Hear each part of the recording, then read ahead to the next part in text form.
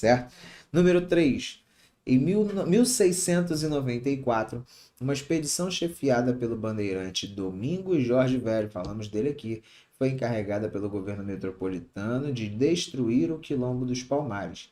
Isso se deu porque, ou seja, o cara foi chamado para acabar com o Quilombo. Por que motivo ele foi chamado para acabar com o Quilombo? Então, olha só.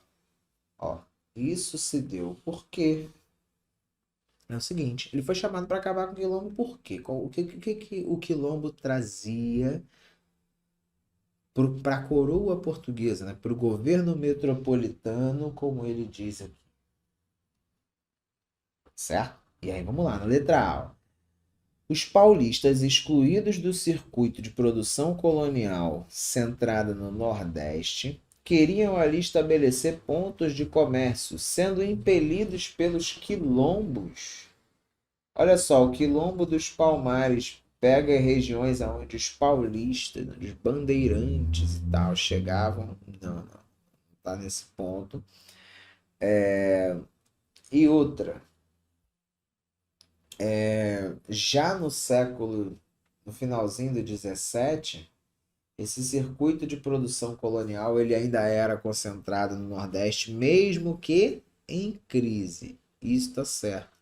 Mas não se fala ali de tentativa de estabelecer ponto de comércio naquele local. Outra coisa, queriam estabelecer pontos de comércio. Não, isso também não pode ser colocado como certo. Número 2. Os paulistas, de novo, ele vai se citando nos paulistas. Ó. Tinham prática de perseguição aos índios, os quais, aliados aos negros de Palmares, ameaçavam o governo com movimentos milenaristas. Quando ele está falando de milenarista, ele está falando de movimento, em boa parte dos casos, não todos, tá? Mas boa parte dos casos, movimentos relacionados ao cristianismo e tal, etc.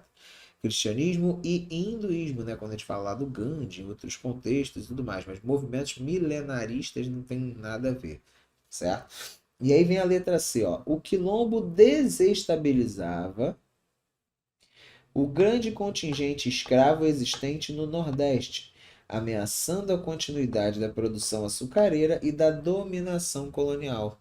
Por quê?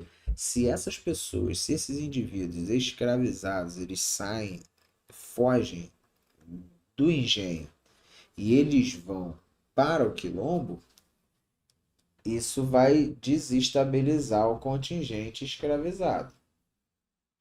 E se esses escravizados eles são utilizados aonde? Na produção açucareira, certo?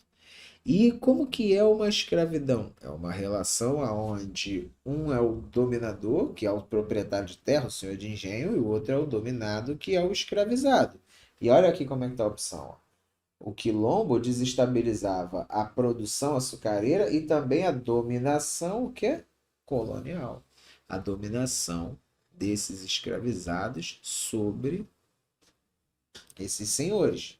O quilombo ameaçava naquela época aquela ordem, aquele modelo, porque aquele modelo era baseado na escravidão. Se você tem um movimento abertamente contra a escravidão feito pelos escravizados, ele vai ameaçar aquela relação que está sendo feita ali, relação de domínio do senhor sobre o escravizado.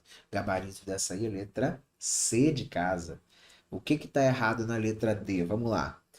Os senhores de engenho temiam que os quilombolas, que haviam atraído brancos e mestiços pobres, organizassem um movimento de independência da colônia. Brancos e mestiços pobres organizassem um movimento de independência da colônia. Não, isso aqui não está sendo falado em nenhum desses movimentos.